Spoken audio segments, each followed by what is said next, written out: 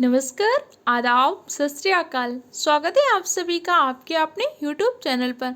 आपके इकोनॉमिक्स की संपूर्ण रिवीजन की सीरीज चल रही है। इकोनॉमिक्स के सारे इंपॉर्टेंट पॉइंट का रिवीजन करेंगे जो आपके आने वाले एग्जाम के लिए बहुत ही हेल्पफुल है। Police constable, SSC GD, RO ARO, पेट, लेखपाल, बिहार शिक्षक भर्ती परीक्षा या फिर आप किसी भी एग्जाम की तैयारी कर रहे हैं, अगर आपके एग्जाम में इकोनॉमिक्स से क्वेश्चन आते हैं तो वीडियो आप सबके लिए बहुत ही हेल्पफुल रहेगा। देखिए, किसी भी एग्जाम में क्वालिफाई होने का सबसे इम्पोर्टेंट तरीका क्या होता है? कॉन्फिडेंस। और कॉन्फिडेंस तभी आएगा कि जब आपने मल्टीपल टाइम प्रैक्टिस किया होगा। आपको क्या लगता है कि सिर्फ आपने पढ़ा है? नहीं, जितने बच्चों ने फॉर्म पढ़ा है सब पढ़ रहे हैं, लेकिन एग्जाम हॉल में जो कॉन्फिडेंस से सारे क्वेश्चन के आंसर को सही टिक करके आएगा, रिजल्ट PDF में उसी का ही नाम आएगा। और उसके लिए आपको प्रैक्टिस चाहिए, और प्रैक्टिस भी कैसे चाहिए? स्मार्ट तरीके से, कि भाई अभी के 6 महीने में जो भी एग्जाम है वहाँ पे इकोनॉमिक्स के कैसे क्वेश्चन पूछे गए, या जिस एग्जाम की आप तैयारी कर रहे हैं वहाँ पे किस टॉपिक से क्वेश्चन पूछे गए। तो अभी हाल ही में पुलिस एग्जाम में, UPSSC ने लोअर सबऑर्डिनेट के एग्जाम में, SSC में जो भी इकोनॉमिक्स के क्वेश्चन पूछे गए उन सारे क्वेश्चन को मैंने टॉपिक वाइज एनालिसिस किया है। तो ये सारे इंपॉर्टेंट पॉइंट क्या हैं? ये सारे इंपॉर्टेंट पॉइंट वही है जो किसी न किसी प्रीवियस ईयर एग्जाम में क्वेश्चन पूछे गए। तो चलिए अपनी क्लास को स्टार्ट करते हैं एक मोटिवेशनल कोट के साथ। कह दो अपने माँ बाप से, उनके पसीने की हर एक बूंद को मोती सा चमकाएंगे, मातु सपने बड़े देख, पूरा करके हम दिखलाएंगे। भारत का वित्तीय वर्ष कब से प्रारंभ होता है? भारत का वित्तीय वर्ष 1 अप्रैल से 31 मार्च के मध्य प्रारंभ होता है। 1 अप्रैल 1935 को किसी की स्थापना हुई थी क्या? हाँ जी, 1 अप्रैल 1935 को रिजर्व बैंक ऑफ इंडिया की स्थापना हुई थी। जब रिजर्व बैंक ऑफ इंडिया की स्थापना हुई थी तो इसका हेडक्वार्टर बनाया गया था कलकत्ता। 1937 में इसके हेडक्वार्टर को कलकत्ता से मुंबई स्थानांतरित किया गया। रिजर्व बैंक ऑफ इंडिया के पहले गवर्नर थे ऑसबोर्न स्मिथ, पहले भारतीय गवर्नर थे CD देशमुख। तो वर्तमान में रिजर्व बैंक ऑफ इंडिया के 25वें गवर्नर है शक्तिकांत दास जी, 24वें गवर्नर उर्जित पटेल, तो 23वें गवर्नर रघुराम राजन जी। शून्य आधारित बजट का मतलब क्या होता है? हर बार बिल्कुल नया सिरे से बजट तैयार करना। अभी आपको मोदी सरकार जी के तीसरे कार्यकाल का पहला बजट जारी किया गया है। किसने जारी किया था? वित्त मंत्री निर्मला सीतारमण जी। तो बजट की एक अलग सी क्लास आपके चैनल में पड़ी हुई है, उसको जरूर देख के जाइएगा। अभी आपके यूपी पुलिस एग्जाम में बजट से क्वेश्चन आपको देखने को मिलेंगे ही, इसलिए अच्छे से बजट को देखकर जाइएगा। शून्य आधारित बजट किस देश की देन है? शून्य आधारित बजट हमने संयुक्त राज्य अमेरिका की देन है, USA से लिया था। देखो, पहली बात, हमारे यहाँ पे संविधान में बजट शब्द का उल्लेख है? नहीं, हमारे संविधान में बजट शब्द का कहीं भी उल्लेख नहीं है। बजट आपके फ्रेंच भाषा का शब्द बुजेट से मिलकर बना हुआ है, जिसका मतलब होता है चमड़े का थैला। तो पहले हमारा बजट क्या होता था? एक चमड़े के थैले में ही लाया जाता। इसके पहले क्या होता? वित्त मंत्री निर्मला सीतारमण जी ने अब क्या किया? बजट लाल कपड़े, लाल मलमल के कपड़े में लिख रहती है, क्योंकि हमारी प्राचीन सभ्यता के अनुसार क्या होता था, हम अपने जो भी बही खाते होते थे लाल कपड़े में रखते थे, इससे हम शुभ मानते थे। तो वित्त मंत्री निर्मला सीतारमण जी ने जो बजट चमड़े के थैले में लाते थे उसके स्थान पर किसमें लाना प्रारंभ किया? लाल रंग के मखमली कमरे में। अब हमारे संविधान में अगर बजट शब्द का उल्लेख नहीं है तो हमारे संविधान में किसका उल्लेख है? अनुच्छेद 112 में वार्षिक वित्तीय विवरण का उल्लेख किया गया है। क्लियर हो गया? अच्छा, पहली महिला जिसने बजट पेश किया था इंदिरा गांधी जी। इंदिरा गांधी जी जब प्रधानमंत्री थी तो इन्होंने वित्त मंत्रालय का अतिरिक्त कार्यभार संभाला था।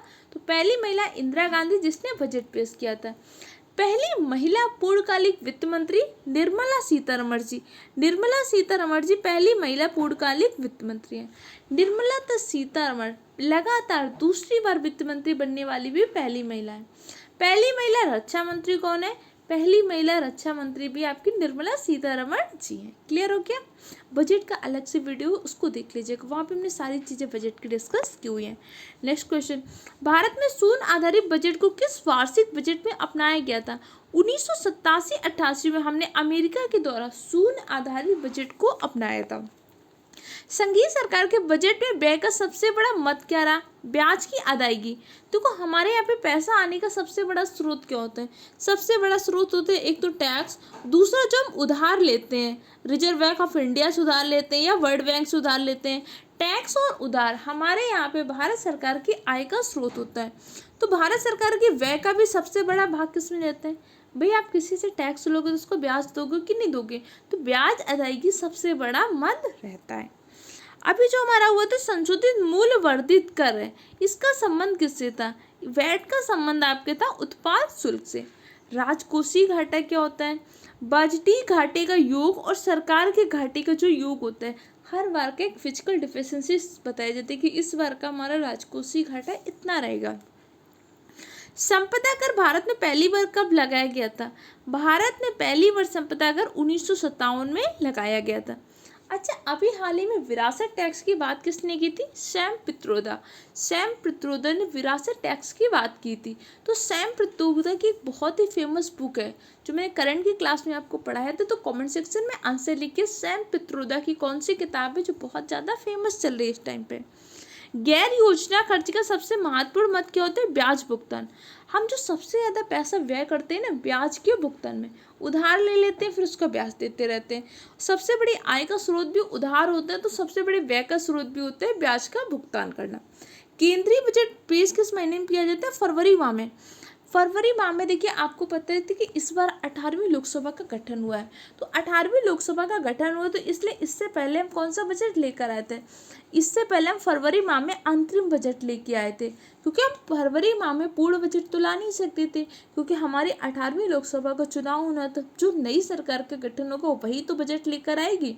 तो फरवरी माह में हम क्या लाए थे? इस बार अंतरिम बजट लेकर आए थे। अब उसके बाद क्या हुआ? 18वीं लोकसभा का गठन हुआ, नरेंद्र मोदी जी की अध्यक्षता में नई मंत्रिपरिषद का गठन हुआ, नरेंद्र मोदी जी प्रधानमंत्री बने। तो अभी आपको जुलाई में क्या हुआ है? पूर्णकालिक बजट लेकर आई। पूर्णकालिक बजट को पेश किसने किया था? वित्त मंत्री निर्मला सीतारमण जी ने। यदि संघीय बजट लोकसभा द्वारा पारित नहीं होता तो प्रधानमंत्री क्या करेगा? अपना त्यागपत्र पेश करता है।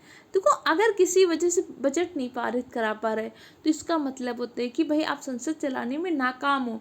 अगर प्रधानमंत्री इस्तीफा देगा तो पूरी मंत्रिपरिषद को भी इस्तीफा देना पड़ता है। संघीय बजट को अधिकतम आय कहाँ से प्राप्त होती है? संघीय बजट को अधिकतम आय प्राप्त होती है एक्साइज ड्यूटी से, आपके अलग अलग टैक्स से, जैसे कि जीएसटी। जीएसटी कौन सी सूची का टैक्स है? जीएसटी आपको समवर्ती सूची का टैक्स है। जीएसटी कैसा टैक्स है? प्रत्यक्ष है कि अप्रत्यक्ष कर है। जीएसटी के लिए कौन सी समिति बनी थी? विजय केलकर समिति। जीएसटी का संविधान में कहाँ पे उल्लेख है? 246A में जीएसटी का उल्लेख है। 279A में जीएसटी परिषद का उल्लेख है। जीएसटी परिषद के हेड कौन होते हैं? वित्त मंत्री। मौद्रिक नीति समिति के हेड कौन होते हैं? आरबीआई के गवर्नर। वर्तमान में आरबीआई के 25वें गवर्नर कौन है? शक्तिकांत दास जी। मौद्रिक नीति के उपकरण कौन कौन से होते हैं? Repo rate, reverse repo rate, bank rate, cash reserve ratio, stochastic liquid ratio, open market operation, ये सब क्या होते हैं? मौद्रिक नीति के मात्रात्मक उपकरण होते हैं। इसके माध्यम से मुद्रास्फीति, महंगाई का नियंत्रण करते हैं या फिर मंदी का नियंत्रण करते हैं। अगर बाजार में बहुत ज़्यादा महंगाई आ जाती है तो हम कौन सी नीति लेके आते हैं? महंगी मौद्रिक नीति। अगर बाजार मंदी की स्थिति में चलेगी तो हम कौन सी नीति लेके आते हैं? सस्ती मौद्रिक नीति। अगर आपको महंगाई का नियंत्रण करना है तो आप क्या करते हैं? Repo rate, reverse repo rate, bank rate, cash reserve ratio, stochastic liquid ratio को बढ़ा देते हैं। अगर आपको मंदी का नियंत्रण करना है, अर्थात बाजार को मंदी से बाहर निकालना है, तो repo rate, reverse repo rate, bank rate, cash reserve ratio, stochastic liquid ratio, OMO को हम क्या कर देते हैं? घटा देते हैं। क्लियर? आगे देख लेते हैं। हो सकता है कि चीज़ें थोड़ी सी आपको ना समझ में आ रही हो, क्योंकि इन सब चीज़ों को हमने क्लास में बहुत डिटेल से पढ़ा है। अब आपको क्या करना है? इन सब चीज़ों को याद कर लीजिए, क्योंकि आपके एग्जाम में अब ज़्यादा टाइम नहीं बचा है। तो अब सारी चीज़ें डिटेल से पढ़ाने का टाइम नहीं है। डिटेल से आप पहले पढ़ चुके हैं, अब बस आपको रिविजन करना है। इसकी PDF आपको टेलीग्राम चैनल पर मिल जाएगी, जिसकी लिंक मैंने डिस्क्रिप्शन बॉक्स में डाल दी। वहाँ से फ्री ऑफ कॉस्ट आपको सारे सब्जेक्ट की PDF मिल रही है। उन्हें मल्टीपल टाइम पढ़ लीजिए। एग्जाम में कोई भी क्वेश्चन बाहर नहीं जाएगा। 38 में 30 क्वेश्चन आप आसानी से सॉल्व कर पाएंगे। पेपर का लेवल चाहे टफ आए, चाहे इजी आए, चाहे मॉडरेट आए, आप सारे क्वेश्चन को सॉल्व कर पाएंगे। केंद्रीय सरकार के बजट के चालू खाते में व्यय की सबसे बड़ी मद क्या होती है? केंद्रीय आयोजना। भारत सरकार के बजट के कुल घाटे में किस घाटे का सर्वाधिक योगदान होता है? राजकोषीय घाटे का। भारत सरकार के बजट के आंकड़ों में व्यय और प्राप्तियों के बीच के अंतर को क्या बोलते हैं? भाई व्यय और प्राप्तियां, भाई हमारे पास आय मिली, हमारे पास 10,000 रुपये, ठीक है, हमारी आय क्या है? 10,000 रुपये।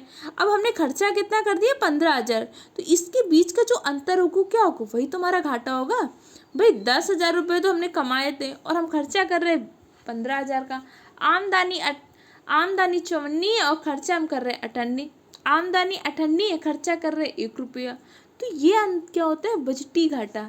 सरकार के पास आ रहा है 200 करोड़ रुपए, सरकार बजट बना रही 500 करोड़ का, तो 300 करोड़ क्या हो गया? सरकार का घाटा चला गया।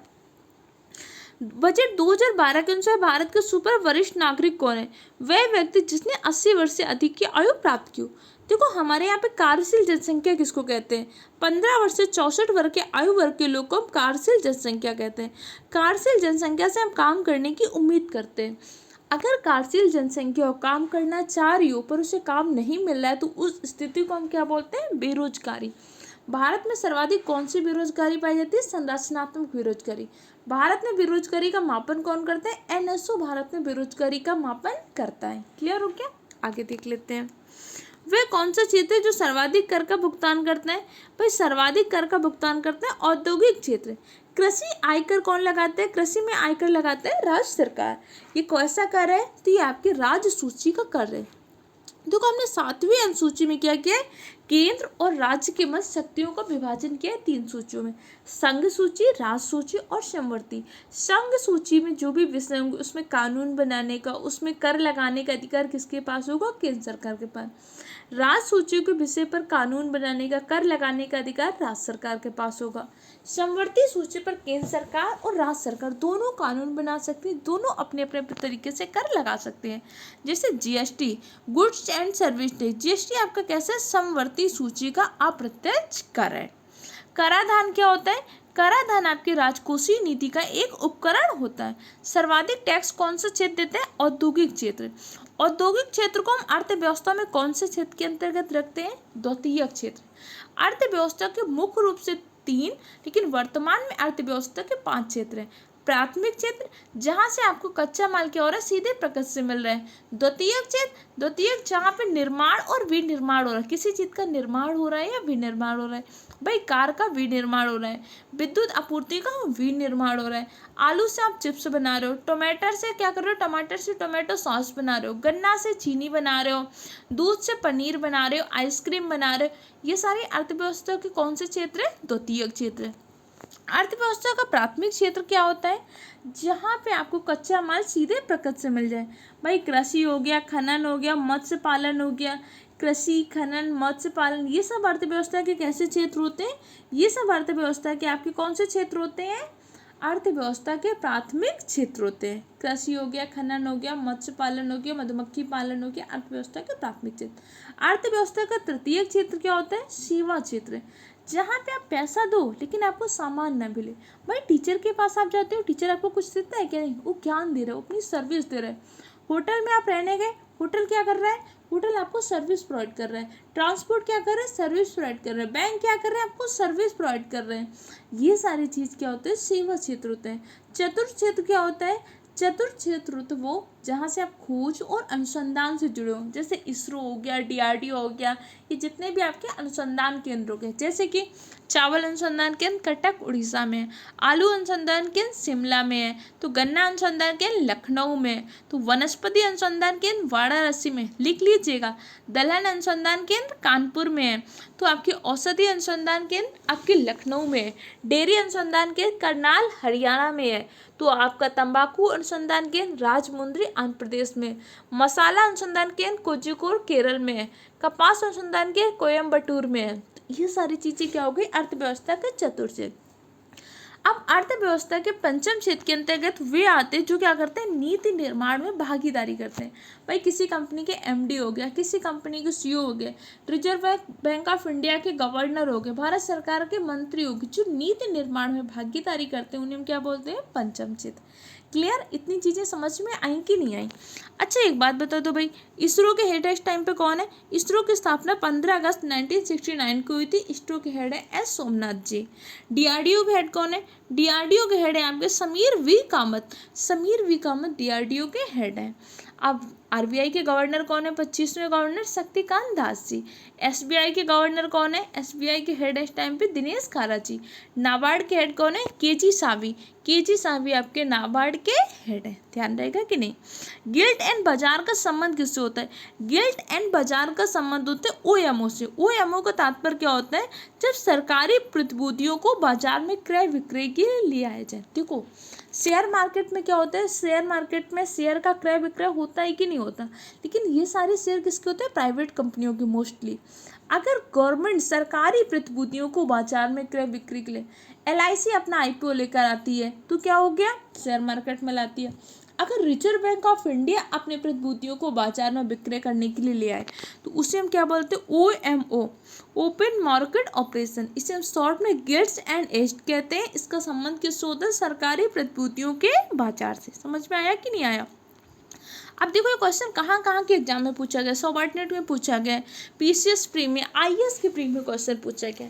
तो आपको नहीं लगता अगर आपने इस सीरीज के सारे वीडियो देख लिए तो आप सारे क्वेश्चन को कर पाओगे कि नहीं कर पाओगे? क्योंकि यहाँ पे मैंने क्या किया, सारे क्वेश्चन को देखा है, जो पॉइंट लेकर है, तो ये सारे पॉइंट क्या किसी न किसी प्रीवियस ईयर एग्जाम के क्वेश्चन है। तो बस आप ऐसे देख लीजिए। इसी तरीके से आपकी हिस्ट्री की भी क्लासेस चल रही हैं, पॉलिटी की भी चल रही है, बायोलॉजी की भी क्लासेस चल रही हैं, सारे सब्जेक्ट की, करंट अफेयर की भी क्लास आएगी, यूपी जीके की भी आएगी। इस बार आपको वर्दी लेकर दिखाना है। जो दोस्त रिश्तेदार पड़ोसी आपसे कहते थे ना कि तुमसे ना हो पाएगा, हर बार उनको ही करके दिखाना है। अपनी सफलता समारोह में उनको बुलाना है। नरसिम्हन समिति का संबंध किससे? नरसिम्हन समिति का संबंध है बैंक की रचना में सुधार से नरसिम्हन समिति जुड़ी हुई है। एक प्रकार का ऋण सब प्राइम उधार बैंकों द्वारा किस प्रकार के उपभोगी को दिया जाता है? देखो बैंक एक देती है सब प्राइम उधार। सब प्राइम उधार बैंक उसी को देती है जिनकी ऋण पृष्ठभूमि अच्छी नहीं होती है। अब क्या होता है कि एक होती है जैसे क्रेडिट होता है, आपने कैश क्रेडिट कार्ड से पैसा लिया, आपने तुरंत पैसा दिया तो आपके क्रेडिट कार्ड में स्कोर मिलता है कि भाई आपके जो है ना क्रेडिट बहुत अच्छी है। अगर आपने पैसा लिया उसके टाइम से क्रेडिट कार्ड का जमा नहीं कर रहे तो आपकी रैंकिंग गिरती चली जाती है। उसी प्रकार होता है अगर आपने ऋण लिया उसको टाइम पे जमा कर दिया तो आपकी पृष्ठभूमि अच्छी होती है। अगर आपकी पृष्ठभूमि अच्छी नहीं होती तो बैंक क्या करती है? सम प्राइम उधार देती है। सम प्राइम उधार किनको देती है? जिनकी ऋण पृष्ठभूमि अच्छी नहीं होती। संघ सरकार द्वारा अर्जित कौन से राजस्व को राज्य सरकार में सीमाबद्ध नहीं किया जाता? सीमा शुल्क। सीमा शुल्क आपके संघ सूची के अंतर्गत वर्णित होता है, इसलिए सीमा शुल्क को हम क्या करते हैं? राजस्व राज्य सरकार में वितरित नहीं किया जाता। बजट के अनुसार सर्वाधिक केंद्रीय वियोजन किस क्षेत्र में होता है? सर्वाधिक केंद्रीय वियोजन किया गया है आपके ऊर्जा क्षेत्र में किया गया था। संघीय बजट 2011-12 में अधिकतम धन का प्रावधान कितना किया गया है? अधिकतम धन का प्रावधान ऊर्जा क्षेत्र में।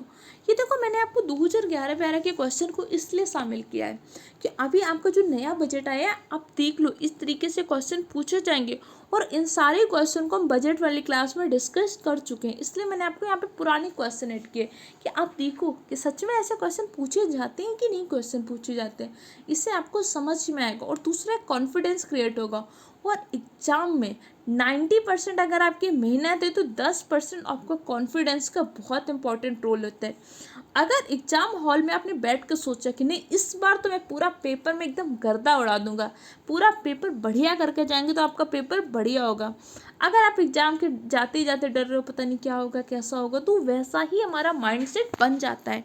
अब आपको अभी से पॉजिटिव सोचना है कि इस बार तो मुझे वर्दी लिखकर दिखानी है, इस बार 2024 को तो सिलेक्शन का ईयर बनाना है, इस बार तो मेरा सिलेक्शन होगा, मेरी 100% जॉब लगेगी।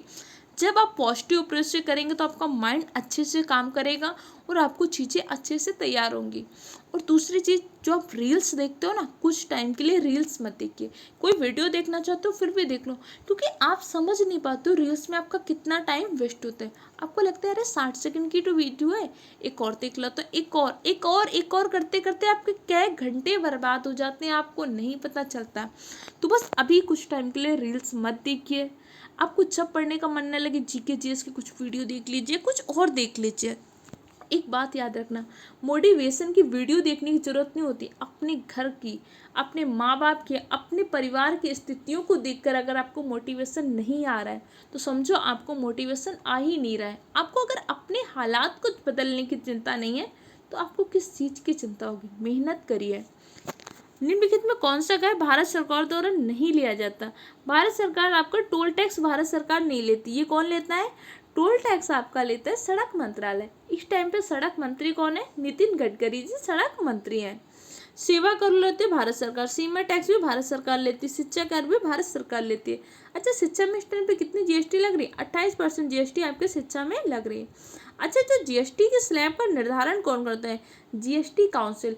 जीएसटी काउंसिल जीएसटी के स्लैब का निर्धारण करती है। कितनी? 5 जीएसटी के स्लैब है, 0, 5, 12, 18, 28। ये आपकी 4 जीएसटी की स्लैब है।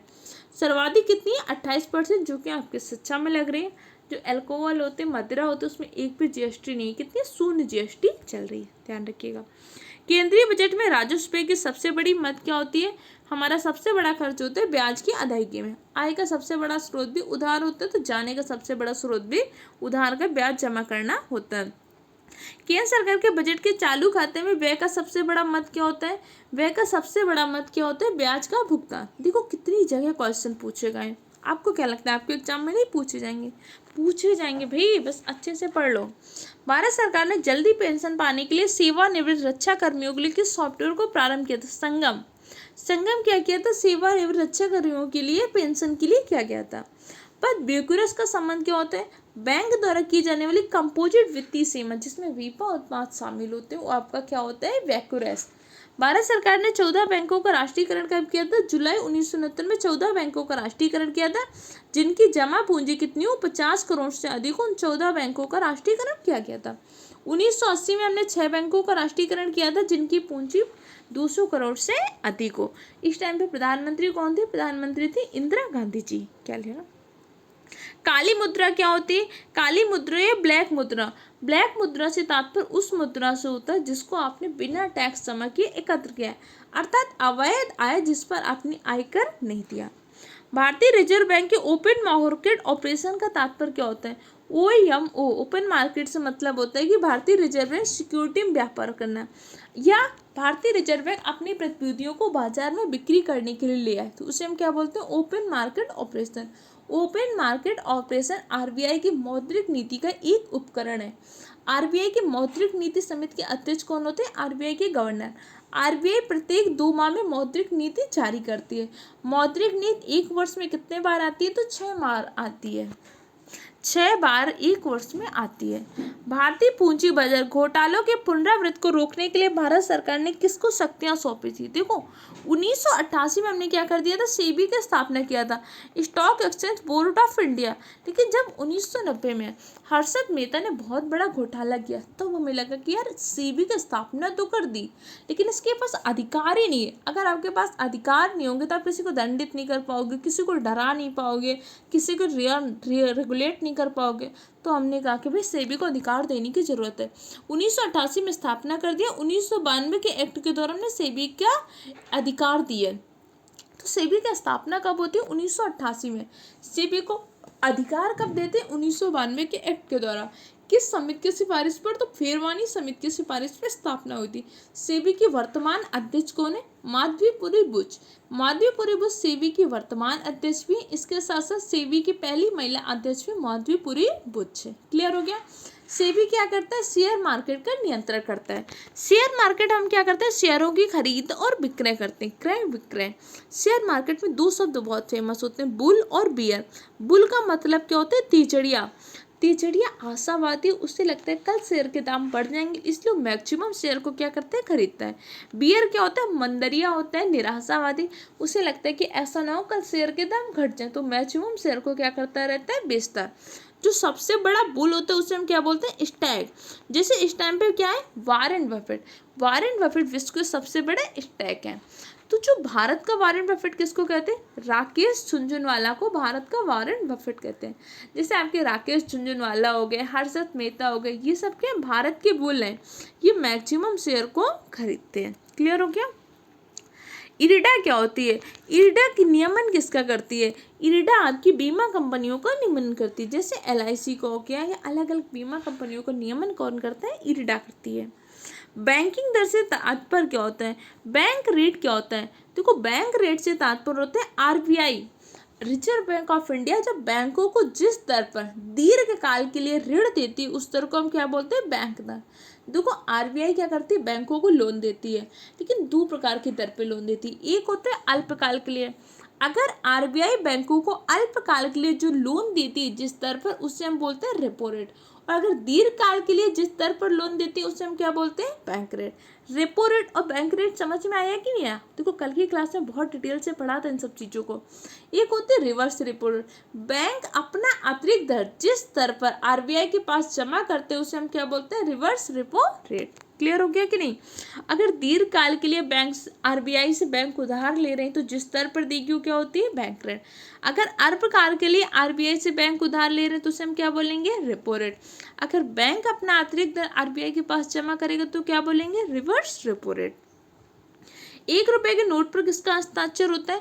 देखो 1 रुपए का नोट और जितने भी सिक्के होते हैं ये वित्त मंत्रालय जारी करता है, इसलिए इन पर क्या होता है, वित्त मंत्रालय के सचिव का साइन होता है। इसके बाद जो भी आपके नोट होंगे उन सबको कौन जारी करता है, रिजर्व बैंक ऑफ इंडिया। तो उन पर किसके साइन होते हैं, आरबीआई के गवर्नर के। आरबीआई के पहले गवर्नर कौन थे, ऑस्बर्न स्मिथ। आरबीआई के पहले भारतीय गवर्नर सीडी देशमुख। आरबीआई के वर्तमान गवर्नर शक्तिकांत दास जी। शक्तिकांत दास जी को इस बार का गवर्नर ऑफ द ईयर का अवार्ड भी मिला है। भारत में मुद्रा संबंधी नोटों की निर्गमन प्रणाली आधारित है। भारत में मुद्रा का निर्गमन कौन करता है, रिजर्व बैंक ऑफ इंडिया। कैसे करती है, न्यूनतम कोष प्रणाली के आधार पर रिजर्व बैंक ऑफ इंडिया मुद्रा का निर्गमन करती है। हाल ही की रिपोर्ट के अनुसार भारतीय रुपए का मूल्य ह्रास हो रहा है। इसका मतलब क्या होता है कि भाई रुपए का मूल्य कम हो रहा है। जिस दर पर विदेशी मुद्रा परिवर्तित की जा सकती है उसके विपरीत उसे क्या बोलते हैं, विनिमय दर। ग्राहकों की शिकायत का प्रावधान कौन करता है, बैंकिंग लोकपाल। जैसे हमारे यहाँ पे संविधान में भी एक लोकपाल का उल्लेख होता है नहीं, भारत के पहले लोकपाल कौन थे, पिनाकी चंद्र घोष। इसी प्रकार बैंकिंग लोकपाल होता है जो बैंकों संबंधी ग्राहकों की समस्त सूचनाओं को, शिकायतों को सुनता रहता है।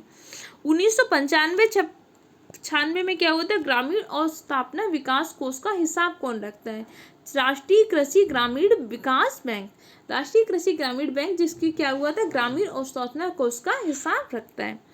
अब इसके अलावा अब जैसे आपको यूएस डॉलर खरीदना है या फिर आपको क्या करना है तो उस टाइम पे आप क्या करते हो, उस टाइम को हम चेंज कराने के लिए आप अधिकृत बैंक की शाखा जिसको विदेशी मुद्रा रखने का अधिकार हो उससे चेंज करवाया जाता है। रुपए को डॉलर में, डॉलर को रुपए में। जैसे हमारे यहाँ पे विदेशी करेंसी आती है उसको हम चेंज करते हैं ना, कि अब भाई जैसे कोई संयुक्त अमीरात चला गया, दुबई चला गया, वहाँ से कमा के पैसे भेज रहे हैं तो उन पैसों को आप रुपए में चेंज करने के लिए उसी बैंक चेंज करते हैं जिसके पास ये अधिकार होता है। आर्थिक नीति की शक्ति के रूप में मौद्रिक नीति को नियंत्रित कौन करता है, मौद्रिक नीति को जारी कौन करता है, भारतीय रिजर्व बैंक के द्वारा। बचत खाते किसमें खोले जाते हैं, बचत खाते व्यक्तियों द्वारा बचत के लिए खोले जाते हैं। किसी भी चेक की अधिकतम आयु सीमा कितनी होती है, 3 महीना। 3 महीने बाद वो चेक क्या होती है, स्वतः बाउंस हो जाती है। क्रेडिट कार्ड से बैंक को उच्च ऋण जोखिम होता है, क्रेडिट कार्ड से बैंक को उच्च ऋण जोखिम होता है। क्रेडिट कार्ड एसोसिएशन कहाँ पे, मिलीलैंड कार्ड में। बम्बई स्टॉक एक्सचेंज एशिया का सबसे पुराना स्टॉक एक्सचेंज 1875 में स्थापना हुई थी और ये कहाँ पे इसका मुख्यालय, दलाल स्ट्रीट में। बम्बई स्टॉक एक्सचेंज का जो इंडेक्स होता है क्या होता है, सेंसेक्स। और सेंसेक्स के अंतर्गत कितनी कंपनियां शामिल होती हैं, टॉप 30 कंपनियां शामिल होती हैं। संवेदी सूचकांक में प्रतिभूतियां कितनी होती हैं, संवेदी सूचकांक में प्रतिभूतियां होती हैं आपकी टॉप 30 कंपनियां। जबकि नेशनल स्टॉक एक्सचेंज का इंडेक्स क्या है, निफ्टी। निफ्टी के अंतर्गत कितनी कंपनियां होती हैं, 50। निफ्टी 50, निफ्टी के अंतर्गत टॉप 50 कंपनियां शामिल होती हैं। सेंसेक्स के अंतर्गत कितनी होती है, सेंसेक्स के अंतर्गत टॉप 30 कंपनियां शामिल होती हैं। बीमा क्षेत्र में विदेशी प्रत्यक्ष विनियोग का प्रस्तावित स्तर है 26%। भारत का सबसे बड़ा शेयर बाजार कौन सा है, बम्बई स्टॉक एक्सचेंज जिसका मुख्यालय है दलाल स्ट्रीट मुंबई में। इनसाइड ट्रेडिंग क्या होती है, इनसाइड ट्रेडिंग का संबंध होता है शेयर बाजार से।